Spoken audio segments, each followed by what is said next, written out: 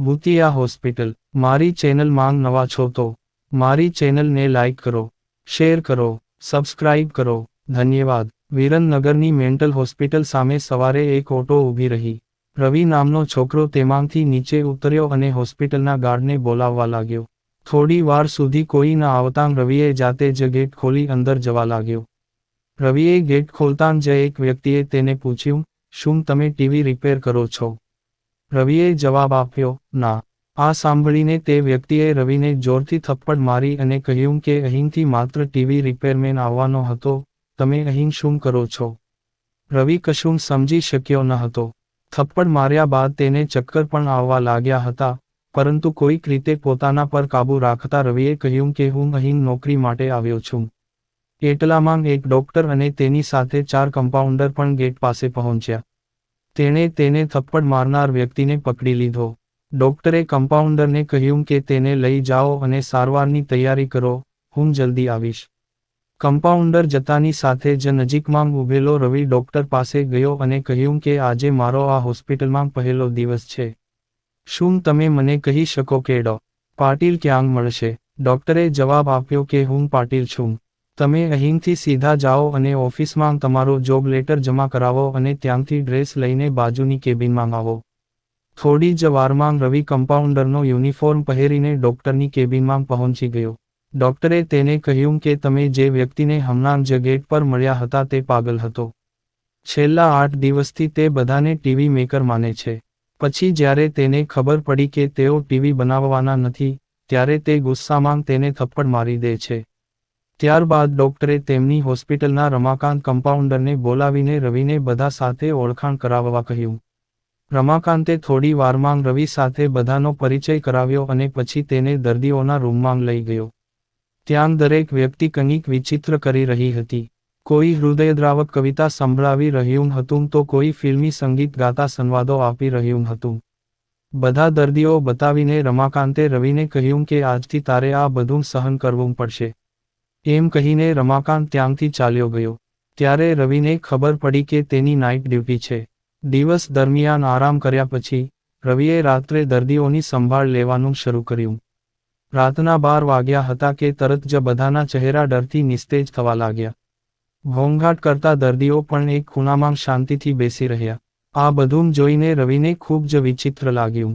તે દિવસે રવિએ નાઇટ ડ્યુટી પર હાજર ડોક્ટરને પૂછ્યું કે આ બધું શું થઈ રહ્યું છે? શા માટે દરેક જણ આટલા ડરે છે? ડોક્ટરે જવાબ આપ્યો, આ હોસ્પિટલમાં મધરાત બપોર પછી ભૂત ફરે છે. આ તમામ ભૂત આ હોસ્પિટલના જૂના દર્દીઓ છે, જેમનું સારવાર દરમિયાન મોત થયું છે. તમે સાવચેત રહો. રવિ ભૂતમાં બિલકુલ માનતો ન હતો. ડોક્ટરની વાત સાંભળીને તે હસી પડ્યો અને પોતાનું કામ કરવા લાગ્યો. તે જ રાત્રે રવિ એકલો બાથરૂમ જતો હતો. ત્યારે તેને લાગ્યું કે તેની પાછળ કોઈ છે. મેં પાછળ ફરીને જોયું તો કોઈ નહોતું. થોડા સમય પછી તેને ફરી એવું જ લાગ્યું. રવિએ વિચાર્યું કે તેના મગજમાં ભૂત ઘૂમતું હશે, તેથી જ તેને ભ્રમણા થઈ રહી છે. રવિ જ્યારે બાથરૂમ વાપરીને બહાર આવી રહ્યો હતો ત્યારે તેણે અરીસા પર લખેલું જોયું કે આજે તું પાગલ થઈ જશે. રવિને લાગ્યું કે કોઈ તેની સાથે મજાક કરી રહ્યું છે, તેથી તેણે તેના પર ધ્યાન ન આપ્યું અને પોતાના કામમાં વ્યસ્ત થઈ ગયો. થોડી વાર પછી રવિને એક જોરદાર ચીસ સંભળાઈ. તે અવાજ તરફ દોડ્યો. રવિ ત્યાં પહોંચતા જ એક પાગલ માણસે અંદરથી દરવાજો બંધ કરી દીધો. કોઈક રીતે રવિએ દરવાજો ખોલ્યો. દરવાજો ખોલતાની સાથે જ ગાંડાએ રવિને હવામાં ફેંકી દીધો અને તેને પડી ગયો. રવિ એટલા બળથી પડ્યો કે તેને પીઠના ભાગે ઊંડી ઈજા થઈ. પછી રવિએ જોરથી હાસ્ય સાંભળ્યું. એ જ પાગલ માણસે હસીને કહ્યું કે મેં તને કહ્યું હતું કે તું આજે પાગલ થઈ જઈશ. રવિએ ગુસ્સામાં કહ્યું, પાગલ માણસ, તેં શું કર્યું? થોબો, હું તમને અત્યારે ઇલેક્ટ્રિક શોક આપીશ. પાગલ માણસે જવાબ આપ્યો, હું હોસ્પિટલમાં વીજળીના શોકને કારણે મૃત્યુ પામ્યો. હવે તું મને કોઈ આંચકો આપશે. હવે હું તેમનાથી ડરતો નથી. આટલું કહેતાં જ પાગલ ભૂતે રવિને એક હાથે પકડ્યો અને બીજો હાથ સ્વિચ બોર્ડમાં નાખ્યો.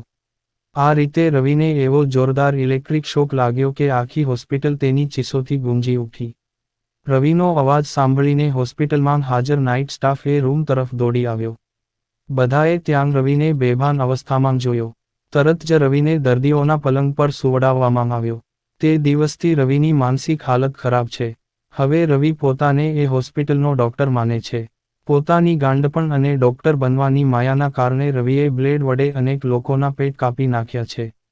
દરરોજ રાત્રે, તે ભૂતિયા હોસ્પિટલમાંથી રવિની જેમ ચીસોનો અવાજ આવે છે અને તે ભૂત રવિની જેમ જ કોઈને અથવા બીજાને મારતું હોય છે.